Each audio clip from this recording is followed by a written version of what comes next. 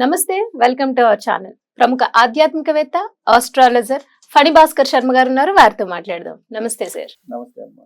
Sir, పూర్వకాలంతో పోలిస్తే ఇప్పుడు వివాహాలు కొంచెం లేట్ గానే జరుగుతున్నాయి. సో అందులో ఇంకా ఏంటంటే కొంతమందికి అసలు ఎన్ని సంబంధాలు వచ్చినా కుదరవు, రకరకాల కారణాలు అవ్వచ్చు. ఇది అబ్బాయిలు ఫేస్ చేస్తున్నారు, అమ్మాయిలు ఫేస్ చేస్తున్నారు.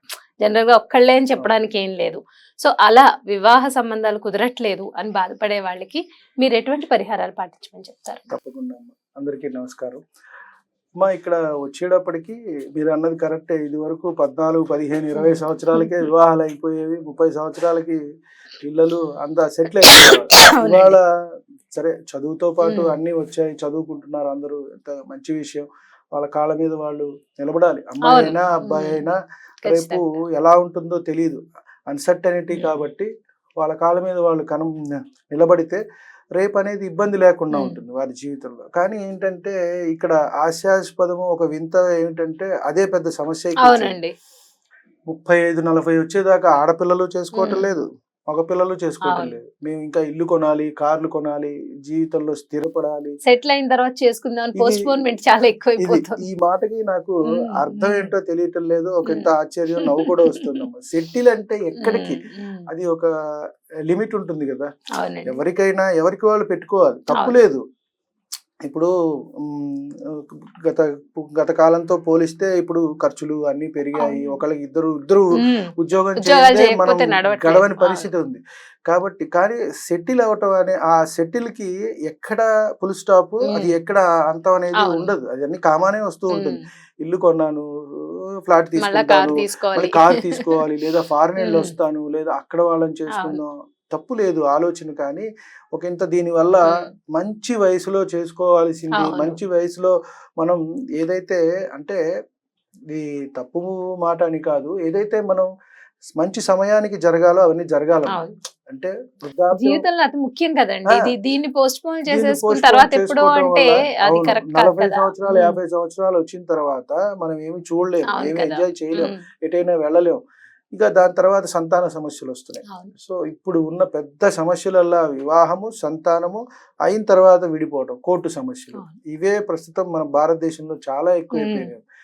ముందుగా మనం చూసుకుంటే అమ్మా కొన్ని దోషాలు ప్రతి జాతకంలోనూ ఉంటాయి. జాతకంలో దోషం లేకుండా ఎక్కడా ఉండదు. ఎందుకంటే ఉన్నవి 9 గ్రహాలు, అవే తిరుగుతూ ఉంటాయి. 12 లగ్నాలు, 12 రాసులు. కాబట్టి ఎక్కడ ఏది ఉంది ఏమిటి దానికి అనుగుణంగా మనం చూసుకున్నట్టయితే, ముఖ్యంగా మీరు అడిగింది వివాహం ఎందుకు లేట్ అవుతోంది అంటే, ఆడవారికైనా మగవారికైనా సప్తమాధిపతిని చూడాలి మనం. లగ్నం మనం అయితే సప్తమాధిపతి ఆపోజిట్ జెండర్. కాబట్టి ఆ అమ్మాయి అయితే అబ్బాయి, అబ్బాయి అయితే అమ్మాయి. కాబట్టి ఆ సప్తమాధిపతి ఎలా ఉన్నాడు, ముఖ్యంగా శుభగ్రహంగా ఉందా, పాపగ్రహంగా ఉందా, లేదా పాపకత్తిరిలో అంటే 2 పాపగ్రహాల మధ్యన, రవి రాహు 2 పాపగ్రహాలు అంటాం, వాటి కత్తిరిలో పడిందా, లేదు ఉచ్చస్థితిలో ఉందా, నీచలో పడ్డారా అంటే బలం కోల్పోవటం. దీనివల్ల ఏమవుతుందంటే డిలే అవుతూ ఉంటుంది. ఆ బలం ఉన్నప్పుడు మంచిగా తొందరగా జరిగిపోతుంది. కొంతమంది చూస్తే 20, 24, 16, 20కే అయిపోతూ ఉంటుంది. కొంతమంది 30 అయినా కాకపోతే.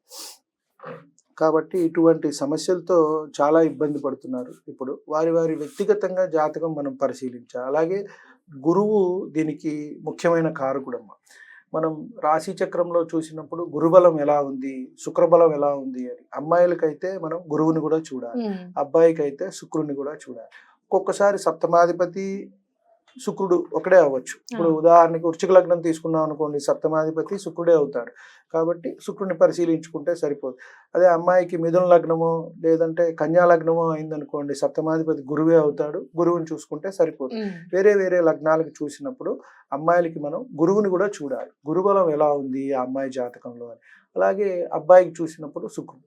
ఈ 2 కూడా మనం పరిశీలించుకుంటూ సప్తమాధిపతి ఎలా ఉన్నారు, బలం ఎలా ఉంది అని చూసుకుంటూ మనం వెళ్తే గనక మంచిగా ఉంటుంది. ముఖ్యంగా రాహుకేతువులతో కలిసినప్పుడు ఇబ్బంది అవుతుంది, లేట్ అవుతుంది. అలాగే సప్తమంలో శని ఉన్న, శని సప్తమాన్ని చూస్తున్నా లేదా లగ్నాన్ని చూస్తున్నా లేట్ అవుతుంది. ఎందుకంటే మనం ఇందాక చెప్పుకున్నట్టుగానే శని లేటుగా ఇవ్వటం అనేది ఇస్తాడు. ఇక్కడ వచ్చేటప్పటికి 35, 40 సంవత్సరాలు కూడా వస్తాయి కొంతమందికి, సప్తమంలో శని ఉన్న అలాగే సప్తమాన్ని చూస్తున్నా. తర్వాత సప్తమాధిపతి వక్రించిన, మనకి గ్రహాలు ట్రాన్సిట్ జరుగుతూ జరుగుతూ రవికి దగ్గరగా వచ్చినప్పుడు ఆ ఏదైతే ఆయన శక్తి వల్ల కొంచెం ఇవి వక్రంలో తిరుగుతాయి. గ్రహ సంచారం మనం తీసుకున్నట్టయితే కొన్ని ఏమో అలా స్తంభించిపోతాయి. ఇప్పుడు కుజుడు స్తంభించారు ప్రస్తుతం ట్రాన్సిట్ లో. అలా చూసుకున్నట్టయితే ఇవి వక్ర మార్గంలో వెళ్తూ ఉంటాయి. ఈ వక్రం తిరిగినప్పుడు కూడా ఇబ్బంది వస్తుంది. సప్తమాధిపతి వక్రించిన, అస్తంగతం చెందిన రవితో, అలాగే నీచపడిన, బలం కోల్పోయినా కూడా ఈ వివాహం అనేది లేట్ అవటము. అలాగే వీటికి మళ్ళీ మనకి దిస్వభావ రాశులు అని మిథున, కన్య, ధనస్సు, మీనం, వీటి కనెక్షన్ వచ్చినట్టయితే వీరికి 2 లేక 3 వివాహాలు అయ్యే అవకాశం కూడా ఉంటుంది. కాబట్టి వీటి కనెక్షన్ అనేది కూడా మనం చూడాలి. ఏ ప్రాబ్లం వచ్చింది అనేది మనం చూసుకొని వాళ్ళకి పరిహారం చెప్పాలి. ముఖ్యంగా మనం చూసుకొని ఈ సప్తమాధిపతి ఓకే ఇలా ఉంది, పర్వాలేదు, దీనికి మనం ఏం చెప్పాలి అని అనుకుంటే కనుక వీళ్ళకి మనం ముఖ్యంగా అమ్మాయిలకి వచ్చేటట్టయితే కనుక వరపాశుపత హోమం అని చేసినట్టయితే మంచి జరుగుతుంది. వరపాశుపత హోమం ఇది చేసుకున్నట్టయితే వీరికి 6 నెలల నుంచి సంవత్సరం లోపు వివాహం అయిపోతుంది. చాలా మంచిది, మంచిగా రిజల్ట్స్ ఇస్తుంది. ఈ మధ్య కాలంలో సామూహికంగా కూడా చేస్తున్నారు. మనకి ఒక 6 నెలలు లోపే విజయవాడలో పెట్టారు కొంతమంది, ఒక ఆశ్రమంలో పెట్టి చేశారు. నాకు తెలిసిన వాళ్ళు ఒక క్లయింట్ కి చెప్పాను, వెళ్ళారు వాళ్ళు. ఈ జనవరి 29, 30 అబ్బాయి పెళ్లి కూడా కుదిరింది.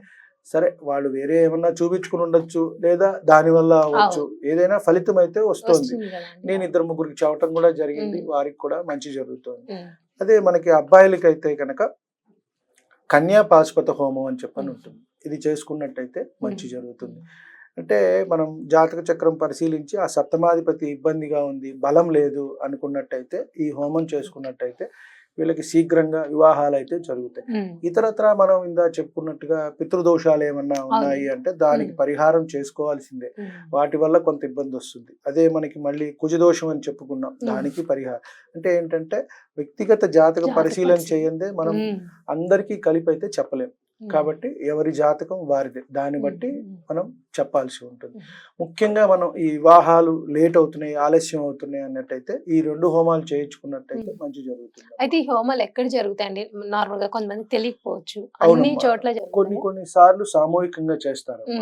ఇది ఏంటంటే ఇప్పుడు ఈ వనభోజనాలు లాగానే ఇవి కూడా కొన్ని కులాలకి సంబంధించి చేసుకుంటున్నారు. ఇది ఒకంత మంచిది కాదు, కానీ అలా చేస్తున్నారు కొంతమంది అలా అని చెప్పని. ఎవరికి వాళ్ళే ఇది గుళ్ళల్లో చేస్తారు. పంతులు గారిని కనుక్కొని చేసినట్టయితే అది మూలమంత్రంతో చేయాల్సి ఉంటుంది. వాటికి పాశుపత మంత్రం అంటే శివుడే దీనికి అధిష్టానం.